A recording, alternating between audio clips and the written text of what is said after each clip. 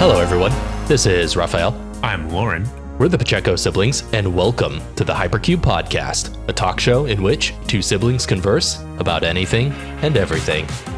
Dude, I've been listening to so much radio at work. It kind of sucks, but it's so fascinating, like hearing professional broadcasters.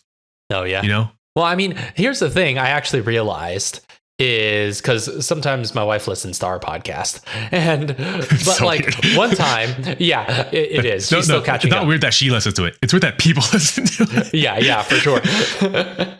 Well, it's interesting. It's an interesting conversation starter. I've actually talked to a number of people IRL about our podcast, and they're like, oh, I'll start listening to it, because podcast listening is actually pretty popular these days. Yeah, I think people. So do. We've gotten a number of my coworkers and just random people to listen to it just by talking about it.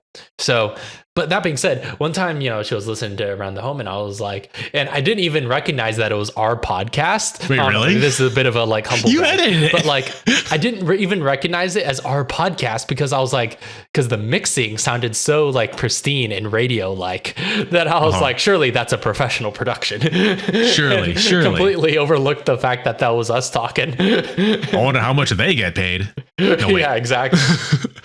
And then I was like, holy smokes, is that how good the mix sounds coming out of a phone? And I don't know. It just ended up being an inadvertent humble brag. Yeah. Anyway, So that's the intro to the podcast. yeah, pretty much. That's it right there. But yeah, how we doing? Doing all right. I'm a little tired now, but me too. But it's actually late for me. Yeah, it's 1 o'clock for me. But I woke up super early this morning. So yeah, well, we got to get these in while we can. I know I'm going to be out of town this weekend. I'm going to be in the Kansas City area, so that's going to be exciting. Not the first time I've been there this year, but the first time I will have done so for recreation purposes, because the last time was not. But yeah, it's I'm kind of looking forward to it. We got a lot of fun plans. Yeah. Gonna see a lot of Haley's old college friends, and gonna see the Avatar Orchestra in concert. That sounds super fun. Oh yeah, for sure. Is it the whole show? I mean, I don't know. We're gonna find out. I'm sure it's just gonna be selections of Well, yeah, iconic of course. But I mean, score and the intro first and whatnot. all three books, as opposed to just Oh yeah, I'm assuming just book 2 or whatever. Yeah. I mean, most of the show is not the first season, so I don't know, but all the music is good. yeah, exactly. So I'm sure it's going to be a selection of stuff from throughout the whole show. But they've been touring around, and we missed it when it came to Tulsa, and so we're excited to see it in Kansas City since we had the opportunity. So I'm excited for those plans. We've been kind of needing a bit of a vacation anyway. Oh, absolutely.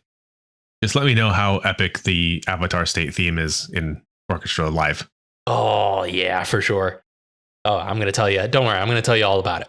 I mean, my partner and I, Rose and I, we're going through all the Avatar series at the moment. We're on Korra now. We just started Korra. And dude, just the whole show, fantastic, obviously. But they really do a good job of just selling how effed you are going against Avatar State. Yeah. As soon as those eyes glow and that sting comes in, it's just duh. Yeah, you are no longer welcome here.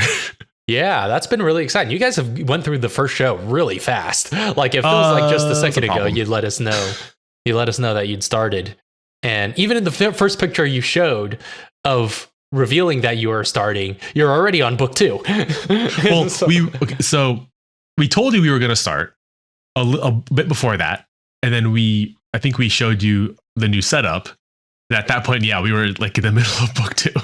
Yeah. So that was the first reveal. That photo you said. And I was like, you're already on book 2. So you guys burned through the first show. But yeah, glad Rose has seen it now. So that's really exciting. And we can talk about that, because just still one of the greatest shows of all time. And now we can play the RPG for it because we're all in the know. It's really fun when every now and then something will happen in the show and she's like, oh, is that where you got it from? Yeah, I'm sure that happens a lot. But that being said, I've also been watching a lot of horror movies and stuff. It's Halloween season when we're recording this, at least. And yeah, really, really fun times trying to get our spooky on. And there's actually some really cool Halloween decorations around the neighborhood as well. Like there's one like door off to the side in the parking lot where that has like some scary like clown skeleton thingies hanging off of it. Sick. And they look really creepy, especially when I get up in the morning for work. It's pre-dawn. And the light next to that door, for some reason, like this is the apartment's light, so I'm sure it was complete coincidence. It's like flickering. It's a flicker? Yeah. Oh, and surely that's on purpose, right? Well, I don't know if it was on purpose. I don't think it was, because it's always been flickering as far as I've been, as long as I've been here. And again, that's the apartment, right? So that's like maintenance's job to fix that if it wasn't intentional. But that being said, I think they capitalized on it though intentionally. I think that's what it was, because it's so creepy looking, getting up in pre-dawn darkness, and you just see this flickering light off to the side with these little friggin' ghouls hanging off of the porch. Yeah, real creepy. So interestingly, maybe this can be segue into the segment we've got planned for this. Halloween isn't much of a thing in here in Australia, I've discovered. That must be why you don't get any spooky Discord sounds. Well, I think that's just my Discord being weird. But yeah, like Halloween just isn't as big of a thing here. I think one, because it's the wrong season, and two, it's like in some of the stores, they've already skipped Halloween and there's already just Christmas decorations ready. Like, it's weird. Do they I don't know, is there any tradition of trick-or-treating or anything like that in Australia? Not as much, I think. Like, there is trick-or-treating, but it's not like a thing that everybody does. It's like, you're lucky if, there is places to trick-or-treat in your neighborhood. I think Rose told me the story once where I think she went trick-or-treating at some point in her youth. And when they went to this one person's door, they knocked and was like, trick-or-treating. It's like, oh, snap, is it Halloween? And at that moment, went into their car and drove off to the store to get candy. Yeah, I feel like that perfectly illustrates it. Yeah. So it's like completely, there are a few houses. There's like maybe 2 or 3 houses that are like fully done up. There's actually a monster house, like on my way to work, that's got like the eyes and the mouth on the porch, which is pretty cool. There's a haunted graveyard lawn, I think on the other side of the road as well, but it's pretty much it. Like that's that. Like in this entire neighborhood, that's all there is. Like there's like maybe another one that's still getting done up, but yeah, it's very strange. Wow, yeah, that is interesting. So that does bring us into the topic we wanted to talk about for this episode, which is we kind of wanted to talk about, especially now that we've both relocated into very different places than we once were. You more so than I, perhaps. But we want to talk about, I guess, the cultural differences and distinctions we've observed, because I've definitely been collecting some notes, but I'm very curious to kind of compare notes. And since that's an experience we share in common now, of kind of the culture shock of transitioning into a different geographical location and all of the non-geographical ramifications of that, cultural.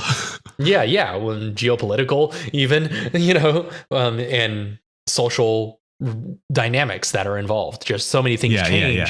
So many things change with like time and place that we don't often account for, right? And that's why period pieces are a thing, right? To go into a different era than the one you live in is to enter a completely different culture. And place also does the same thing, different places, just where you are located on the earth is shockingly different in ways that we don't often think about. Is there a term like period piece where the period piece is a piece of media, typically cinema, set specifically intentionally in a period of time? Is there a word for that, for location? Like I'm thinking like Fargo, right?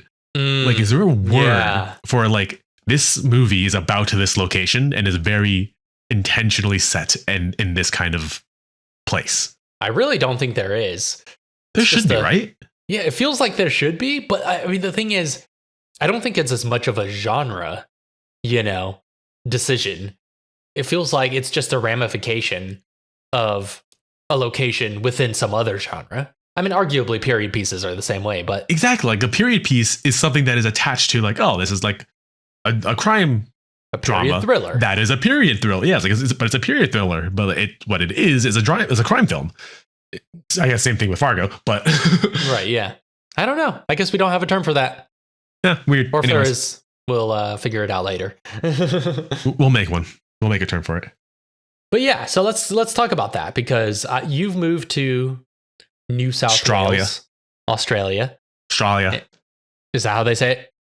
Australia, mate. I don't know. I can't say mate as an Australian yet. Might. It's like I don't know. I don't know how to do that either. I think the word is diphthong, where it's like it's M-A, but the A is like 5 vowels. Mm-hmm. Yeah. And then me, on the other hand, I've ended up in Oklahoma. And so I've been living here now 9 months. In the South now. And yeah, here in the South. Well, American we'll South. get into that as well. This is because that's a whole thing. But yeah, and you've been in Australia for how long now? On and off for 3 years. Yeah. Okay. Yeah, that's a pretty significant chunk of time. I'm still working on year But one. like, but either way, like continuously, maybe like a year and a half, I think. That's fair. But either way, our ideas are still pretty fresh in terms of like, I feel like there's a point at which you stop to notice, right? There's a threshold where, you know, it goes from being culture shock to just everyday life. And I kind of want to get our impressions while we can still name them. You know what I mean? While we can still point out and be like, that's different. I can definitely tell you there's a moment when it stops being scary turning into the opposite side of the road on an intersection. Yeah, is there a moment where that stops? I'd imagine that'd be pretty, I don't know, fear-inducing for a while. Dude, coming off the train, like landing in Australia for the first time, like going through the airport, everything's fine. It's just another airport, right? Nothing's changed so far. You get on a train. It doesn't matter what side of the tracks you're on. You're on a freaking train. You're going down. It's beautiful. It's amazing scenery. Fine. Great. And then you get into a car. And then every turn is a heart attack. Yeah. I'm sure that's anywhere where they drive on the wrong side of the road. Yeah, the wrong side of the road. Because it's not the right side of the road. It's definitely not the right side of the road. That much is actually factual. But I'm sure that's the case with any country you go into where they drive on the wrong side of the road if you're only used to America. But thankfully, I haven't had to deal with that. I got to drive my car where I was going, which was also quite the trek, driving halfway across the country, which is not the first time I've done that now. So this would be, I think when I drove down for the wedding, it was the third time that I drove halfway across the country. Fourth time, if you count the time I did both halves. So that's what I was thinking of. Yeah. Going from California to PA. Yeah. So this time I only had to go halfway. Much easier. Mm-hmm. But it was my first time doing it also on my own, which was that's still a very proud achievement for me. That's especially for me, like it took me a long time to get into driving and to finally get my license and stuff. So be able to do something that me too big of a trip on my own was, without assistance, just felt like a strong moment. But I guess all the like major road trips I did kind of felt that way. But now road trips are kind of, I don't know, it's kind of like crossing that river, there are some like achievements in life, like you do them once and they're these great peaks, and then you kind of get to the point where they become normal because you've overcome that peak. But that's just part of growing. Like I remember you said this one time, and I had a similar feeling. I think it was when we went to see Unleash the Archers, and like that was like our first road trip in your first like long distance road trip driving yourself. We both went, and it's like I think at one point you were like, I feel like I unlocked a new part of the map. Yeah, that's honestly what it feels like. Yeah, and I had that moment too recently because I drove out to somewhere in Sydney, somewhere close to Sydney, outer Sydney area. And I was like, I feel like I just unlocked a new part of the map. Yeah, right. Oh my goodness. I have so many. I've been meaning to ask you too about how driving's been going because you've got your license there too now. Yeah. And yeah, I'm curious if you found as much joy in it as I do. But I can tell you, is like this feeling of freedom. I can tell you, I've found much more joy in me driving than Rose has found in me driving. Fair. I think I am. What's the word? A little too ambitious. Oh, is that it? Driver. Let's put it at that. I enjoy driving a tad too much. Well, don't get in too much trouble now. That being said, Oklahoma or Australia, Yes. where do we want to start? It depends. Like, how do you want to do this? Do we want to just like swap back and forth, or like pick a topic and say how like something like that has changed it per? Yeah, for sure. I mean, I think picking area. A topic Because feels like it would be natural. Like right, like we Yeah, pick yeah. a direction, then you go, I go, and Yeah. compare notes. Like I said, like kind of comparing notes is part of the idea of just seeing all these different facets of life that are different when you change from place to place. I mean, obviously driving is always going to be a big one. I suppose that was a good one to start on. Is driving and drivers are just, there is for certain a driving culture, right? Everywhere you go, right? There are just assumed behaviors and norms in different places. And some of that is legal, right? Which side of the road you drive on. And some of it is just cultural, right? Of just like the way people behave in that area and just the mindset. And that's actually something that I wanted to talk about as well, is the fact that we come from San Diego and like the main arterial roads there, like not even the highways, like the main arterials are like 4 lanes wide, right? Oh yeah, even bigger, I think, in some places. Even bigger. But like that's just like the normal roads, like the main arterials, and then like the highways are like 8 lanes wide or something. But the highway here, like going from here to Sydney, is 3 lanes, and like that's as big as it gets. Like you get a 4 lane when there's an on or off ramp, but that's it. That's as big as it gets in general. That's as big as it gets. There's just not enough people on the road. There's not enough people in this area to like necessitate that many roads, that many like lanes. But even like when you're in the city, like it's so weird. Yeah, we were driving because like we had to go to Rose's brother's wedding in, I think in not central Sydney, but like pretty close. And yeah, the traffic was just as bad as like you would. It felt like it was as bad as you would get in San Diego on 2 lanes. Well, I mean, hate to break it to you, but like, yeah, I think that was just a exceptional experience for just the scale of city that was, you know, because even in Oklahoma, like, no, I have never seen highways, and you don't see highways that big in Oklahoma. Like they they do not exist. That's true. But like Sydney is supposed to be like the New York, LA equivalent. That is true. That is like one of the biggest cities. Like that is one of the 2 like major like cities in the entire nation, right? That is their big hub. And I've still never seen a road go more than 4 lanes. No, that's crazy. And unless I'm just in the wrong areas, but like, you know, from my personal experience, I haven't been around Sydney for too long, of course, but even then, just like there's the roads are just smaller. Like the road sizes and like the people on the roads there's just fewer of them. People. For sure. I mean, and honestly, that does sound like pretty comparable to how it is here, though. So it's like I wonder if it's the same kind of population density, because here in the Tulsa metro area, you basically have the same sort of thing, right? All the major highways are like 2 lanes, and then if you get into the inner city, right, like you have the major freeways that bring you around town. Those are 4 lanes at most, for sure. Yeah, and that's just the way it is. I guess that's just what the population density kind of is. But it's very interesting having like highways this dense again, though, as well, just because in many ways, because there's been a lot of culture shock coming to Oklahoma, but there's also been like a lot of kind of reverse culture shock of just like getting back to some areas of familiarity.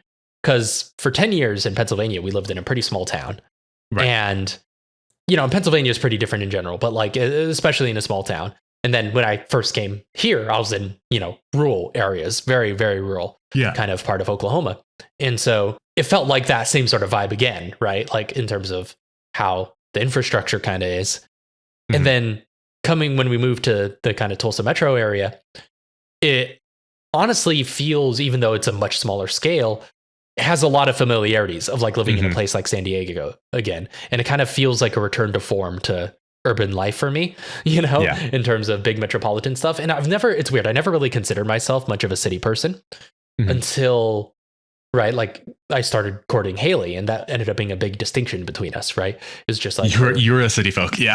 I'm the city guy, and she's the country bumpkin, is the way like the dynamic kind of works.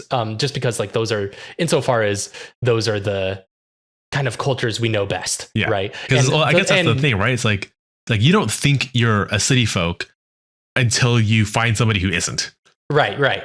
Yeah, and right. And so it's just like I'm a city slicker, even though we use these derogatory terms kind of affectionately, but it's like that sort of thing, right? Where it's just like there's a lot of things that I understand intuitively about the way cities work and the way you behave in cities that she still just doesn't get, right? Or is learning, and just doesn't think of. It's not immediately intuitive. Exactly. And just vice versa for when we're in the country, because they're just norms and mores that you just don't, that you don't know, and you don't know that other people don't know. And then you're just like, oh. Which perfectly sums up culture.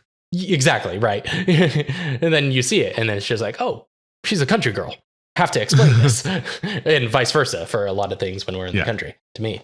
And so that's that's a whole thing. And so in that way, though, as different as Oklahoma more broadly is, getting back into a metropolitan area has felt oddly familiar in a lot of ways, right? Like the roads feel more familiar, the traffic feels more familiar, just that kind of stuff. The density of it is also just kind of, I don't know. It's nice to get back to, in a way. It feels like I kind of disappeared into the wilderness for a vision quest of 10 years of personal development, and now have returned to civilization with new ideas and vigor and revelations.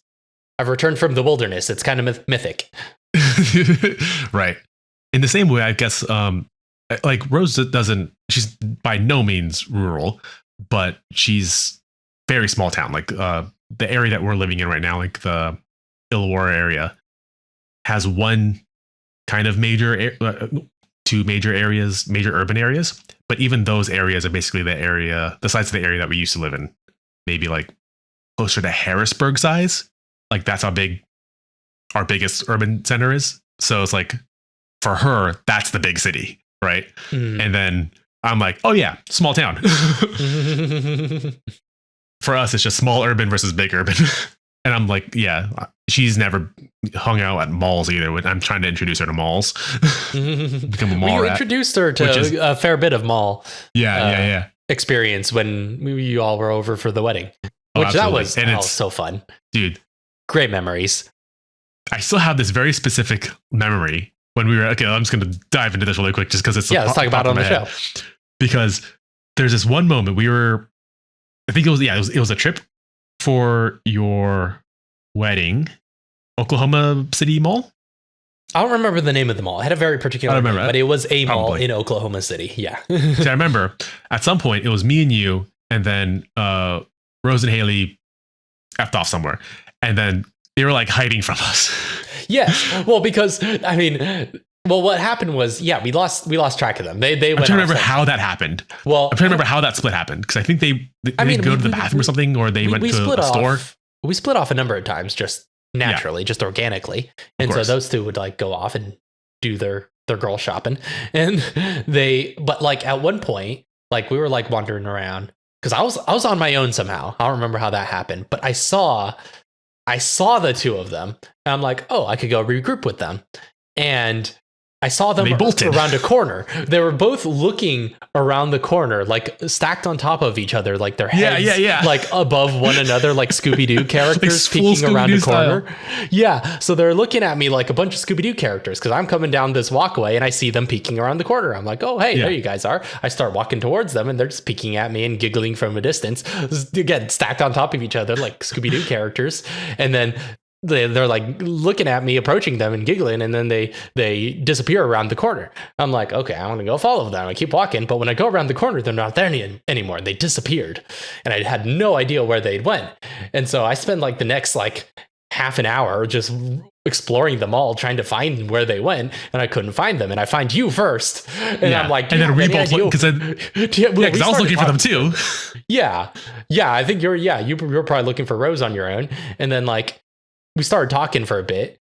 And then after a while, I was like, by the way, have you seen them? And you're like, no. Have you seen them? And we're like, no. They disappeared. I mean, I saw them go around a corner and then I lost them. And then we're like, okay. So we started searching for them. And eventually we found them. We spotted them from behind or out of their view. And we tried to sneak up on them. Yeah. But we got caught somehow.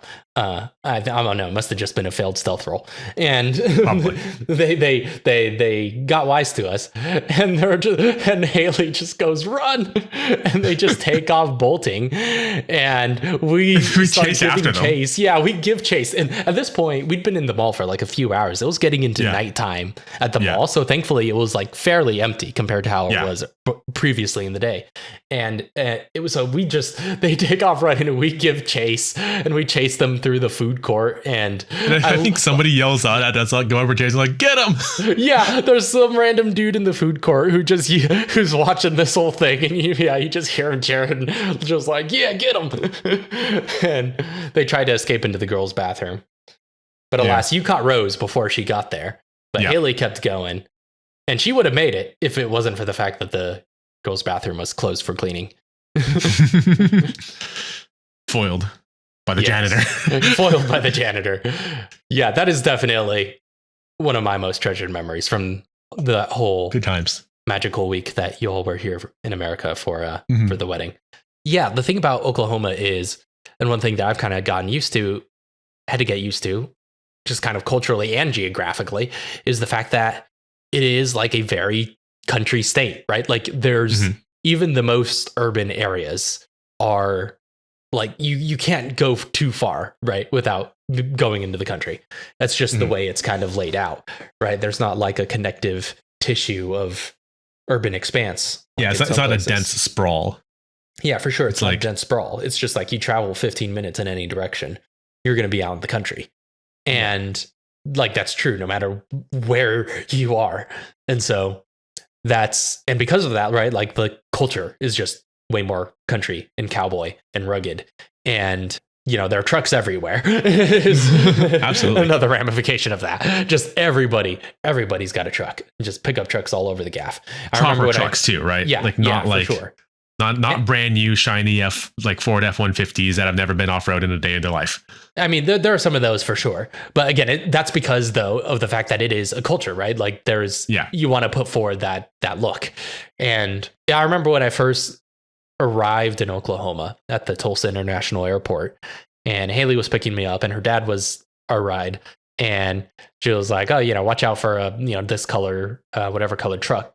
I was like, and then like a few minutes go by, I'm like, "Is that him? No. Is that him? No." And she's like, "I suppose I should have been more specific because there's so many trucks in Oklahoma." And so, yeah, like that's just the nature of it. Yeah. But yeah, that's one whole thing, right? Like the cowboy fantasy is just alive and well, and it's still quite valorized. Like there's that kind of, like I said, rugged kind of rural lifestyle is just, I don't know, it's seen as a very admirable thing. And not to say that it isn't, but I'm just not used to being in a place where it's just that thoroughly inculcated into culture. Where that's the lifestyle that's those idolized. Are the heroes. Yeah. We have tradies. We don't got cowboy trucks. We have utes. We have work utes. What the heck is a ute? A ute is short for utility vehicle. So Rose kind of gave me the breakdown on what a ute was when I first came in. But I think she was also partially confused because a ute also refers to a kind of truck car type of thing. Okay, so I've literally never seen this kind of truck before in my life. It looks like a Hot Wheels toy that you can drive. What? What does that even mean? Small? Like it's like car sized, 2 doors, but it's a truck. But its features aren't like it's very like smooth and toy-like. I don't know how to explain it. I have to show you a picture of these things. Yeah, you'll definitely have to show me a picture at some point. I think we did it a while ago when I first came in. But like, yeah, like that's like that kind of vehicle is called a ute because it is a truck. But like that's a ute. But a ute also just refers to any truck. So because utility vehicle. But work utes are this very particular kind of like flatbed truck where it's just a cabin, 4 wheels, and a bed, and that's it. And then everything else is like, modular. You add on your toolboxes, you add on your bar, you put the like the doors on the side that flap up and down. Like it's not like when I think of a truck when I was living in the States, a truck was it was just a vehicle that you bought. You go to the car store and you bought a truck, and that's how it came, right? Mm-hmm. But now I have seen so many utes that are just so many different shapes and sizes that are the same car modularly added to for that person's specific trade. And they're everywhere. Everybody's got a ute. It's really weird. But again, like the tradie is such like a huge like a construction industry. I think construction is one of the biggest, like mining, construction, like that kind of thing.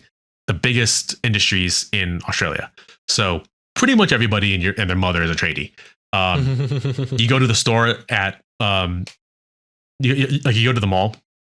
The cleaning staff are in high vis. The cashiers are in high vis. The freaking people walking around the mall, they're all in high vis, and it's like everybody's just like coming out of work or going to work or is on their break at work, and they're all wearing high vis. And it's like it's such a weird thing too, because the different trades have different cultures within themselves as well, right? Like like construction, traffic controller, like stuff like that, where it's like there's like different cliques of tradies, and you can tell who's who by like just by looking at them. It's like very strange. Yeah, well, and I guess because by virtue of the fact that it's also a bit of a red state, I say a lot of a red state. Oklahoma also is like very red. Again, like that's part of, I guess, an extension of that kind of rugged rural culture too. Is you know like a huge population of blue collar workers, and Absolutely. Of course, like the industry here in Oklahoma was like the one that really like made it what it was is oil, and apparently like it's still home to like a lot of oil baronies. You know, there's a lot of big oil companies that are based out of Oklahoma that effectively like run a lot of places, right? And it's that's been kind of interesting as well. They're still huge employers in a lot of places, and kind of, like I said, run the places, kind of, you know, have ownership over entire towns. It's like the Wild West out here. Except for it's like in the middle, the wild middle of the state or middle of the country. Well, that's fascinating thing about Oklahoma though, that I have to talk about, which is I was trying to figure that out because, you know, like there is some debate about this, right? Is it like, what is Oklahoma considered? Because it's like kind of right smack dab in the middle of the map, right? Like if you look so is Texas. Yeah, well, Texas is lower than us, though, right? That's like obviously south. It's more obviously south is what you mean. Yeah. Because like because of course, when you say south in America, what you actually mean is southeast. Yeah, basically, right? Well, and then there's there's a lot of different regions that the United States is broadly categorized into and broken up into, and the Midwest, which is not in the West. Yes, and not in the mid either. Not in the mid. You have the East and West, which are thankfully in the right halves of the country. Yeah, the East Coast, West Coast are definitely correctly placed. The South, which is roughly south, but mostly east. Yes, mostly east. And this has kind of been part of like a larger, I guess, reprogramming of trying to understand how the system of kind of arbitrary system of division in the United States was kind of set up, because I mean, it wasn't arbitrary. It evolved pretty naturally. It's just which is kind of the problem. Yeah, naturally in like the order that history happened. And so it sounds weird now and doesn't make a whole lot of intuitive sense now, but it makes a lot of sense if you just consider the way the United States was like in the chronological founding of things. Like when you say, because like you have to remember, look from the outside looking in, right? Like they don't have the same cultural thing of like, oh yeah, there was the 13 colonies, and then after that it was the rest of the country. So it's like when they say the West, they mean west of the 13 colonies. Everyone else just sees the East and West coasts. And then like those 13 states are just normal states. Like there's no differentiation. It's like, oh yeah, like we're part of like the original 13 colonies. Like which ones are those? Yeah, for sure. Because like when you like things like Colorado and California, you know, one of those isn't on the coast, but they're both considered part of the region colloquially referred to as the West, right? Like that. And so that's the way those divisions kind of happen. But with Oklahoma, it's very odd because it's like, what do you consider it, right? Because it's kind of right smack dab in the middle, and culturally and it's like, is it like geographically like literally in the middle of the country? Like it's pretty close. Like if you look at a map, it's pretty darn close. But that being said, geographically and culturally, it's really hard to categorize. And I've read a lot of like essays and stuff and articles about this since then, and delving into my personal research of trying to figure out, it's like, okay, what do I refer to this as? I was under the impression that it was the South, and the answer is just kind of yes and no. But like, it's like the real anthropological kind of idea is that Oklahoma is this like liminal space, basically, in which all of the different cultures of the US intersect, right? Because first off, like it was a Confederate state, right? So that for me qualifies it as pretty hard South. However, most of the southern states do not claim Oklahoma, right? Like you ask a lot of like people who are hard South and they'll be like, that's not the South. But yet it was a Confederate state. It's South adjacent. And like all the cultural touchstones of the South are there, right? Like the local dialect involves a drawl, and it's got that kind of rural cowboy culture. It's got tea. It's got like the same like type of like preparation of tea that is characteristic of the American South, right? Yeah. And so it's like it's got every touchstone of the South, except for the fact that some people don't consider it the South, right? Like that is literally the only distinction. And so for all intents and purposes, though, like it is, but that's depending on where in the state you're at. It's also a very large state. It covers a large block of land. And when you consider how the population density is, right, it's not very densely packed, which means it's a very wide plot of land that's very spread out in terms of where the people are. So not very crowded. And therefore, there are like and because it's a wide kind of berth of space, you have lots of different kind of sections almost, right? Like you go out towards the direction of the Panhandle and you have more characteristics of like the American West. And then you kind of go towards like the Northeast corners and it's like, okay, you also have some elements of the Midwest. And it's just this kind of cultural melting pot of all sorts of different American subcultures and regions, and all of their mores just all mixed into one place, just depending on where you melting are pot the state. Or mosaic. Definitely, I guess more of a mosaic, insofar as like a jigsaw puzzle, really. Because again, it's largely that's closer to it. Yeah, because it's not necessarily a mosaic, but it's largely just dependent on where you're at, right? Which ones are more because it's like, but well, I guess it's a little bit more of a mosaic, I guess nowadays. It's been long enough that it's all been kind of integrated, right? Where you get a little bit of everything everywhere, but there are definitely more emphases in different spots. Because like there's a lot of different places where it's like, of course, growing up in like California, Southern California, like San Diego, where it's like, that's a proper melting pot where you really can't tell the difference where one culture starts and another one one culture stops and another one starts, because everything's a fusion. Like there's like Asian Mexican fusion restaurants where it's they're literally melted together. And like that's what I consider like melting pot culture, where things have the line between the cultures have been blurred, whereas other places where are more like mosaic, where it's like there are aspects of a lot of culture, but they're sectionalized. Like you go to physical locations to be immersed in those different cultures, as opposed to everything just kind of blurs together into one big mishmash culture. Like there are still lines between the different cultures. Yeah, I mean, it is a little bit more blended nowadays, but like I said, there are still clear emphases. Yeah. But yeah, that's, I guess, something that's kind of really unique about Oklahoma's identity, and something that not really a lot of states. I didn't know that about Oklahoma. Share. Yeah, for sure. Yeah, like it is a combination of all of those. And it's also like, got like a little bit of like, it's mostly flatland. It's mostly plains, but there are some hilly regions. And in those, you get like a little bit of that like Appalachian, type of like kind of rural mountain people sensibilities. Right. And so it's got a little bit of everything. It's a little bit of everything. It's just a smorgasbord of American culture. And it kind of makes sense just given its location. And there aren't really too many states that are that liminal of a space culturally. And it gets all four winds, as they say, from throughout the US, and that makes it a bit of a hot spot if you have allergies.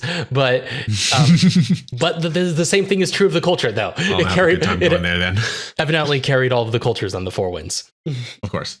You said something earlier that made me that sparked a hey, that's something we might have in common, actually, is that you talked about tea in the South, which is a very big thing. Mhm. But I think that's something that we now both kind of have come into, is that we're now in not British controlled, but like in British influenced culture areas. And tea is a huge thing here.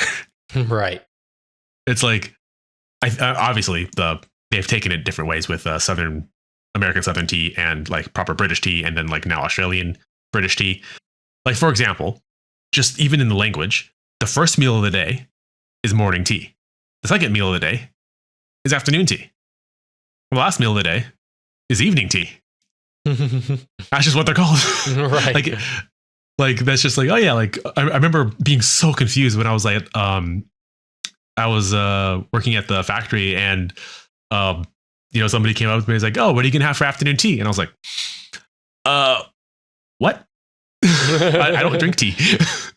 Oh, for my lunch break. Wow, that's fascinating. Yeah, it's like my lunch break. Oh yeah, I'm just gonna have a sandwich.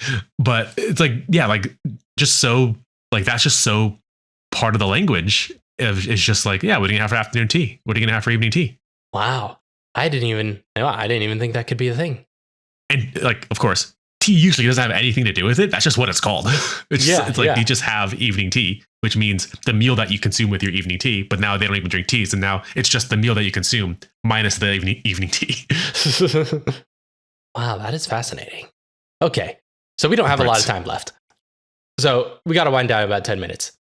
Yeah. So let's try and kind of speed run these last few, because especially I know we're going to linger on politics for a bit. But yeah, like let's go through. You had a couple of points you specifically wanted to hit.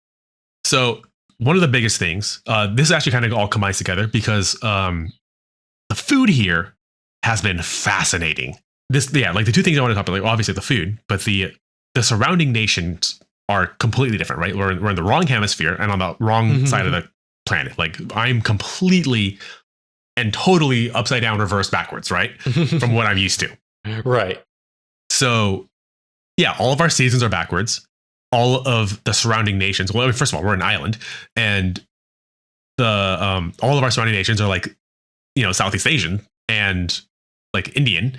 So or just like Asian in general. So there's all of that has been kind of like the kind of like street foods you get here are not what I would have expected going from San Diego, where Mexican street food is pretty much all you can get, like in terms of street food. Like you get a lot, obviously, but like most of it is Mexican. Here, it's all kebab shops. Like we don't have taco trucks. You have kebab trucks. That's something that it took me a while to like get used to, is the fact that the cuisine here is very, very like Asian centric, as opposed to, where we have salsa or that kind of stuff, where it's like, that's just like a kind of dish or side thing that we have. Here, it's not in any way, shape or form Latin. It's all Asian. Because like it's almost no Latin, which is kind of shocking. Like it's really hard to find a good Mexican place here.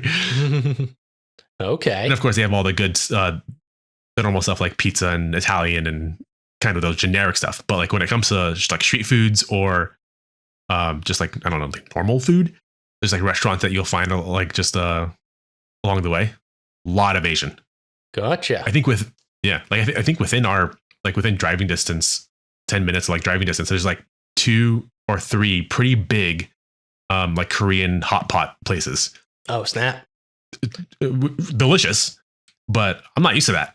I'm not used to just having this much access to Asian. I guess also coming from like, from Lebanon, where it was very white, very culturally Dutch, right. Or Pennsylvanian Dutch. Yeah, for sure.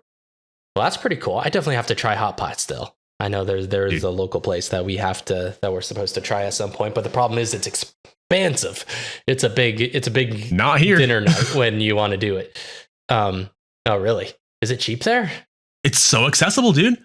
Why? How? Is it not all you can eat? Because we're like 10 minutes away from Korea. It's not that it's cheap, but it's like it's normal, right? Like it's not like they don't have to make any special adjustments or reservations or anything like that. Like that's just the food that's available here. It's also because we're on an island. seafood is everywhere. Like everything is seafood. Yeah, I mean, there's not really too much, I think, to remark on the food of Oklahoma, though. It's just Southern soul food. And like Southern soul food's the best. Well, it's good, but it's like I guess it's what you'd expect, right? Like it's just kind of there. I will say, like, the biggest jump is just in terms of food for me has been more so, again, that journey of going back from being small town / rural to going back into being a city, so that I actually can access like a pretty big diversity of food types. That's the main thing. And also, well, I guess another thing is Tex-Mex, I guess, is prominent here as well. So there's actually, I could actually have good Mexican food again. It's not the same thing as SoCal Mexican food. It's definitely a different style. Mexican food. Yeah, but well, it is still Tex-Mex, right? Right. Yeah, Tex-Mex. So there is actually like enough of a Mexican population that I can actually have good Mexican food again, and I love it. But again, a lot of these differences have been more due to just moving back into a bigger city with more more opportunity. Exactly. Yeah. Like as far as recently, what's specific to Oklahoma, like that's, I guess, less remarkable just going from one place in the US to another, you know? Yeah, that's true. But we recently found a Mexican place that sells that serves actual Mexican food, like real, proper, actually inspired by Mexican or by Mexican food. There's a fast food Mexican place called Guzman and Gomez, or Guzman and Gomez, but it's not great. It's like Taco Bell. It's like, yeah, that's Mexican. It's Mexican food on paper. Yeah, it's like, it's a California burrito. It's the size of my hand. It's so small. Okay, well, we're running out of time. So anything else you want to say before we talk about politics? Before we talk about politics, I think that's pretty much it. Well, just like, I guess another thing is how big of a culture gambling is here. Like gambling and alcohol and that kind of like adult entertainment industry is massive. Tons of bars, tons of like pubs. And there's this thing that we have here called, I don't know if there's clubs, and then bowling clubs are a specific kind of club, but bowling clubs are everywhere. Well, I guess like that's true, because there's also like there's a yacht club as well, but just in our area, where it's like you go in and bowling, not bowling like 10-pin bowling as in lawn bowling, which is a completely separate thing. Another time we'll talk about what the difference is. I think we showed you some images of what lawn bowling was, but you go in to drink, watch footy, and bet on sports. That's the entire thing. And like betting is such a huge part of culture. Like everybody bets. Like literally everybody like puts on like bets for the lotto, or like they have like, there's a thing called like the Keno, which is just like an hourly lotto, where it's like you can win a couple bucks here and there, right? That's just a thing that people do. It's like, oh, I'm going to go to the store, put a lotto on. Wow, just a pastime. It's just a thing. Everybody does it. Wow, interesting. And there's ads for, because like, you know how like you have to put like the warnings of like for cigarettes or anything like that for any like advertisement or any, or no, you can't. Can you advertise in the US for cigarettes? I mean, you can, but you have to. There has to put the warning label and stuff, because I don't think you can. Certain. I don't think you can advertise for cigarettes in Australia anymore. So it's massive. The cigarette tax for tobacco, I think like a pack of cigarettes here is like $50, which is a significant amount of money for a pack of cigarettes. Like just, I don't know, what is it, like 12 cigarettes or something? It's an unbelievable amount of money that people pay every single week because of addictions. But that's like one of the things that they do here to kind of dissuade that kind of like behavior, right? So gambling ads will always end, and this is funny to me, will always end in this very particular kind of downtrodden dude saying, you may win some, but you always lose more. Like they have to have that. Yeah, it's like, what are you really betting? Like what are you really gambling with? And it's like every single ad, it's like a bunch of people are like, yeah, just like I put some money on the footy and I won, and it's like all this good stuff, and then it's just some guy like, don't gamble your life savings away. Every single gambling ad ends like that.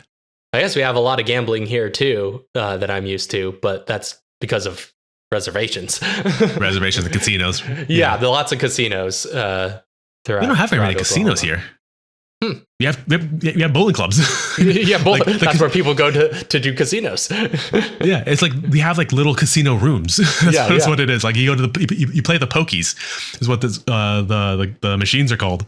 Yeah, which I guess is a whole other point of cultural conversation as well, is the large native population in Oklahoma. Exactly. Yeah. Obviously, it was kind of the destination of like the Trail of Tears and all that, and so it's like, I mean, obviously everywhere has like a bit of a native population. That's something we could talk about as well, is like the difference between like natives in states and natives in Australia. Yeah, that's a whole thing as well. Yeah, that'd be like a whole other topic of conversation. But I think it'll suffice to say, for the purposes of this conversation, that there are a lot of them. There's a lot of them.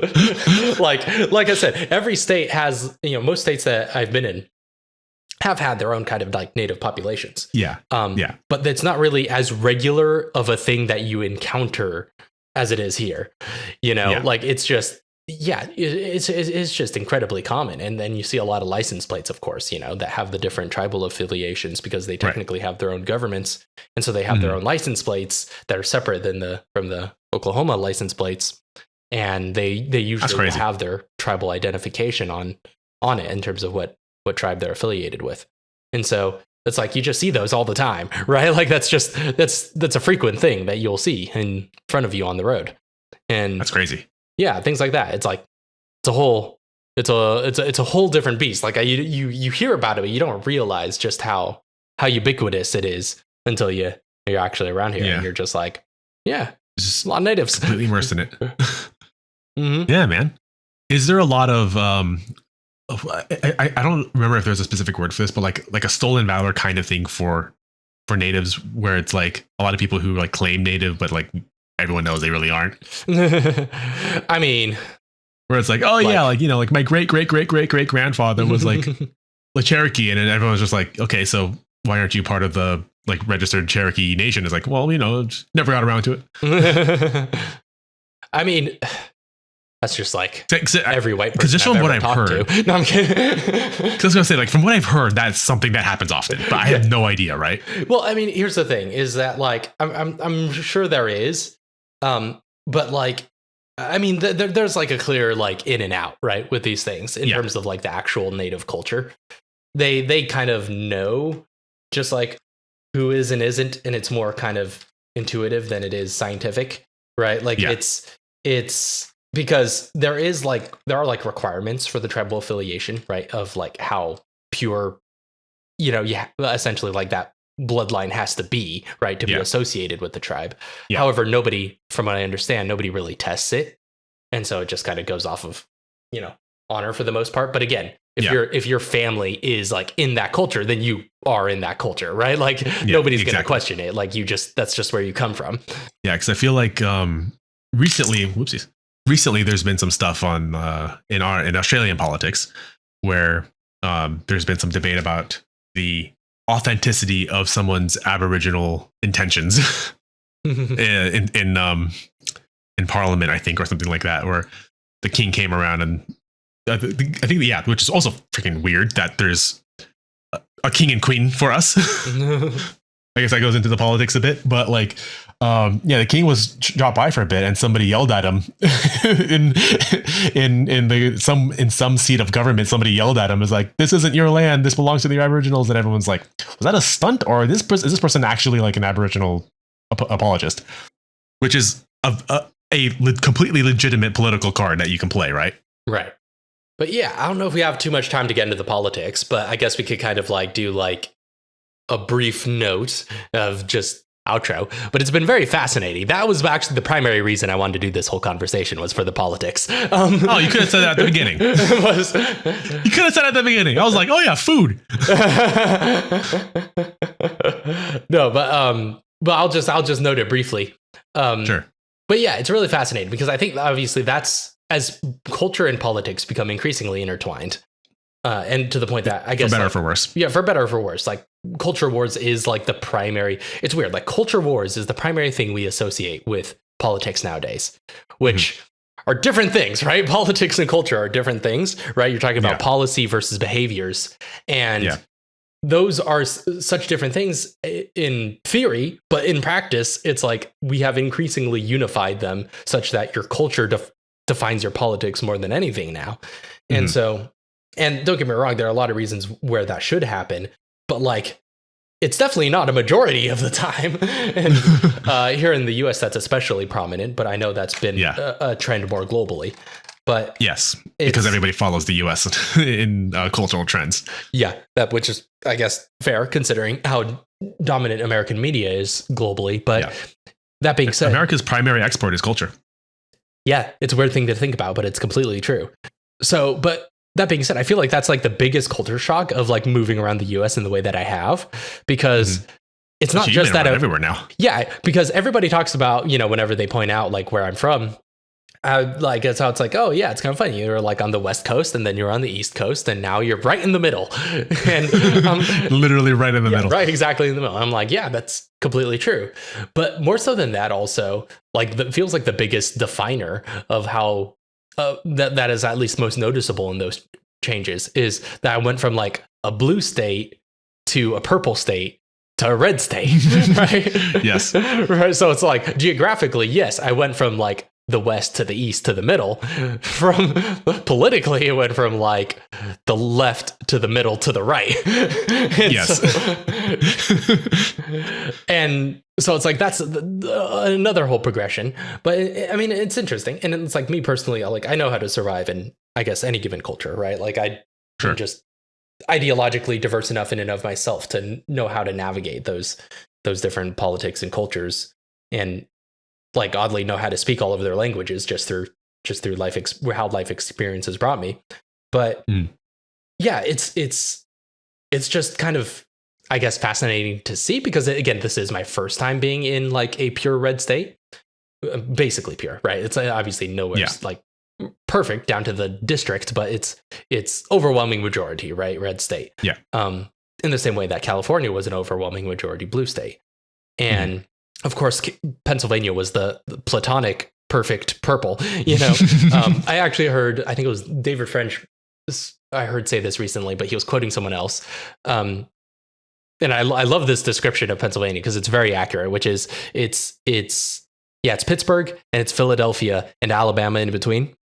And it's like that's basically it, right? Like that is how it is, like the kind of platonic purple state is, it's kind of perfectly primed to be that swing state, because it's not just it's got a little bit of everything. It's just that it's got really strong centers of both.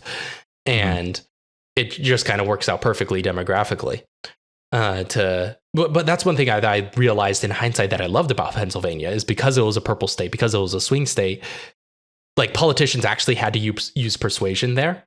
And even in the midst of like current cultural wars and the divisions that we're facing as a country, in Pennsylvania, it's always like extremism tends to do poorly in Pennsylvania political life. Right. And that's why I think like in the last general election, right, in 2022 in Pennsylvania, that was the last one that I voted in. Like a lot of people were ready to have a different governor because the Democratic governor had reached the end of their term and their term limit. And a lot of people were, I myself included, were kind of ready for a change in party in the governance. But they went with like a really MAGA Republican candidate. And it just didn't work, right? Like no matter how unpopular like the Democrats were at that time. And because again, extremism tends to do poorly there, where you actually have to use persuasion. That's something that's really cool about it. But then you got like you come to a place like Oklahoma from there, right, where it is like pretty sorted in the like where those votes are going to fall.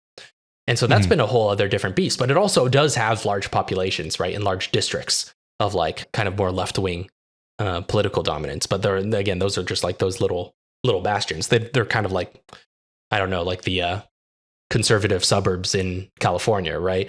Like it's basically reversed. That's been a whole different beast. But one thing that's really surprised me is just at like the ground level culturally, like just going through life, right? Talking to people in family, out in the workplace, just how it's talked about. It's just like, I don't know, conservative culture is so, I guess, thoroughly, acceptable, right? Like it's just the norm for most people here, right? Like you'd be hard pressed to find the exceptions. And when you do, they are exceptional, right? Like they stand out among their colleagues, at least above a certain age group, right? It gets, obviously this is true, I guess, across the entire US, right? It leans further left the younger you go. But that's just kind of the way it works out, right? Zoomers tend to be very like politically, politically progressive, but like shockingly politically engaged compared to people of their age in previous generations. But that's just because that's also to do with like generation. Yeah, that's also to do with like the presentation of the parties as well, because it's like the parties have changed or I guess one faction of the parties have changed pretty significantly. Like we, even growing up, have watched like the Republican Party go from like actual conservative values to whatever it is now. Right. Like this kind of demagogic kind of entity that revolves around personality. Because there's basically three parties going on right now, but only two slots that you can vote for, because there's basically the Democrats, the Republicans, and then the MAGA Republicans. Right. There's just like, I mean, there's a whole spectrum in the middle, but it's like, like in terms of the broader affiliations for sure. Yeah. And it does kind of feel like that. I mean, not in terms of like primary, like the big parties at least. Yeah, like those are basically the three like ruling voices at the moment, but two of those occupy the same slot on the ballot. Right, exactly. Yeah, which is unfortunate. It feels like time for kind of a schism. I don't know. It feels like that would really be healthy for the country right now. But let's not get into the analytics of it. I'm just talking about like kind of culturally. What's fascinating I found in Oklahoma, though, is something that I've never observed anywhere else. Sure. Which is, like I said, there's a lot of age kind of trends, right? That kind of go along with the politics and the political culture throughout the US more broadly. But in Oklahoma, let's talk about the right, because like Oklahoma, like 90% of the people, right, are going to be on that right side of the spectrum. Sure. And so you have a pretty broad spectrum within that right side, though. And that has always been the case. But in Oklahoma, it's particularly pronounced. And one thing that I've been really shocked by is how much of like the anti-Trump Republican crowd, just how old that crowd is here in Oklahoma. It's like it's very reversed, I think, from a lot of other places I've been in that cultural regard, where like a lot of younger people, especially people our age, right, who are like right or right leaning, tend to be very tolerant of Trump. Whereas the opposite is true of like a lot of the like older conservatives here. And I find that really bizarre, because usually it's like, you're friggin' everybody's grandpa, that they're worried about, who's just like watching too much Fox News. And here's one thing that I've heard multiple people around our age, right, like give or take like five or so years, multiple people in our age bracket say to me ever since I've got here, I've heard this more than once, which is kind of complaining, man, one of my grandparents just really hates Trump, and I got sick and tired of hearing about it. I'm like, that is a highly unusual thing to say anywhere else. But I've heard that multiple times now, right? Of just their grandparents are just like, they're so hard against Trump, and I don't get it. And it's like, and it's weird. And don't get me wrong, there is still like those like, grandpa, that's watching too much Fox News, right? And, what are all the rest of them, Newsmax and and the Daily Wire and all that. Don't get me wrong, those old people do still exist here. But like there's also like a solid population of old people, which is the point that where like a lot of people like just see it kind of culturally, right? I don't know if there's any data behind this, but culturally it's at least perceived as a trend that older people are the conservatives that don't like Trump. Yeah. I feel like I might have an idea why. Do you have a theory? Because I'm honestly drawing a blank. I don't know. Here's why. There's also a lot of old people on TikTok here, and I'm not sure if that's a thing.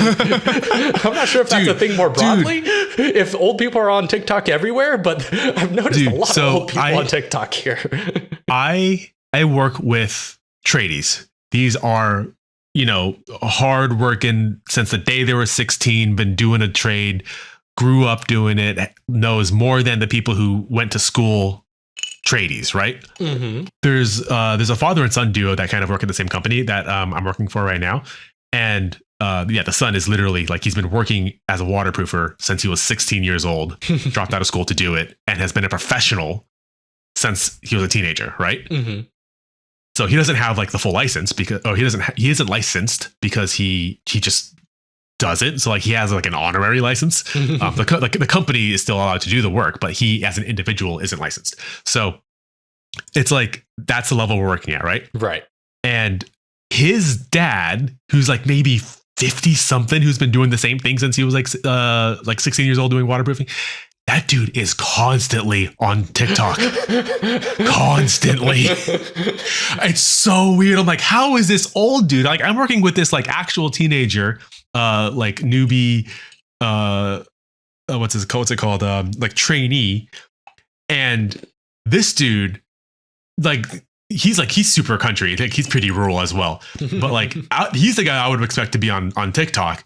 But the old guy, this old dude with a rat tail and a beer belly, constantly on TikTok. It's so weird. Like, I was so like, I didn't understand what I was looking at. Okay, so this is the thing. This is the thing. It's not just me. I guess. I don't know, man. It's weird. But no, okay, I have a feeling why that. Yeah. I have a theory. Hit me with your theory before we wind down, because I need answers. It's the fact that culturally, like you were saying, like we've been saying, culture and politics have kind of been intertwined, right? Mm.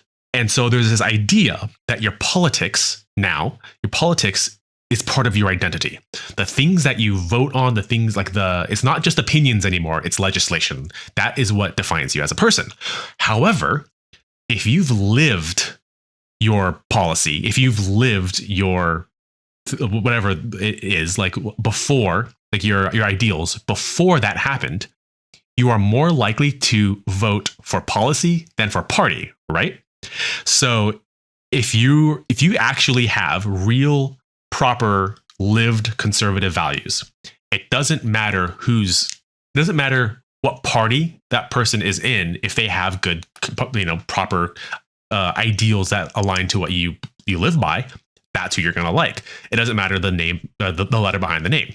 But if it's a part of your identity, like it is now with with all these youth, with all these young people who are now associated being involved in certain parties or being involved in certain movements as part of their identity, it matters that letter behind the name.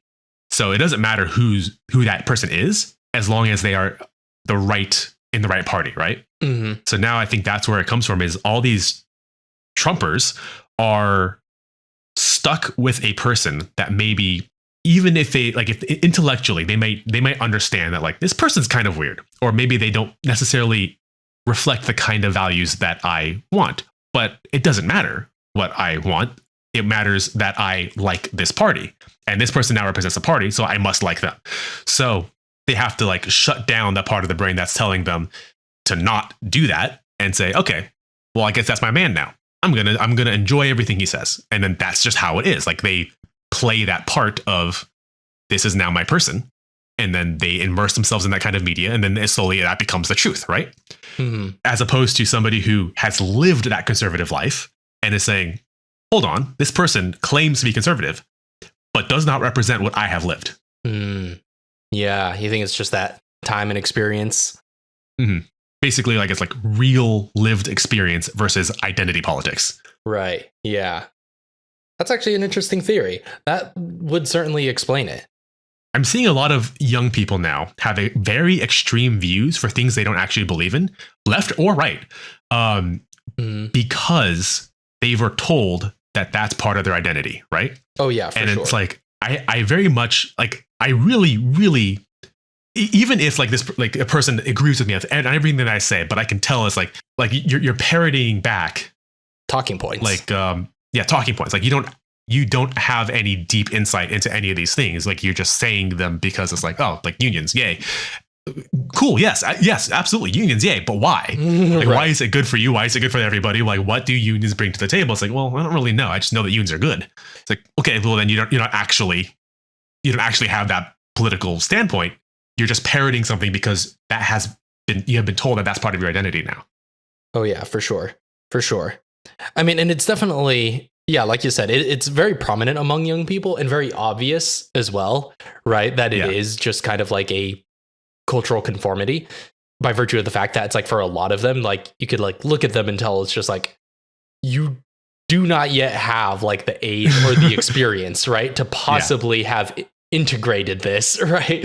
Like there's just like something you don't even have a job yet. Exactly, right? That's what I mean. It's like there's just certain things in life that you can't know yet, right? Like this is not really something unless you've had like, you know, don't get me wrong, there are always exceptions, but more broadly, right? Like for the sheer numbers that this is happening in, right? Like not everybody has lived such an extraordinary young life that, you know, certain issues are going to be relevant to them.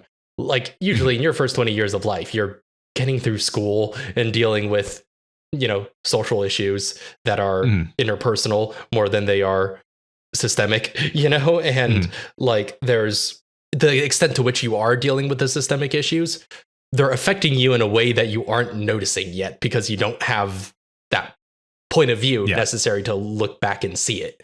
And so you haven't had enough time to be able to step back that far. Yeah, exactly. And so it's like, it definitely is quite obvious when you see it. And I don't know. I guess it's curious to see what time will do to that, right? Like, and with the generation that's coming below us, and whether or not they do kind of grow into those opinions. But I suppose the behavior of adults and elders is not a hopeful, I guess, kind of trajectory to see. I think it's really just something that's more endemic to the human experience. It's something that's comfortable for humans to do. The only thing that we can say with absolute certainty is that change is inevitable, and whatever happens will probably be very uncomfortable and definitely not what we expected.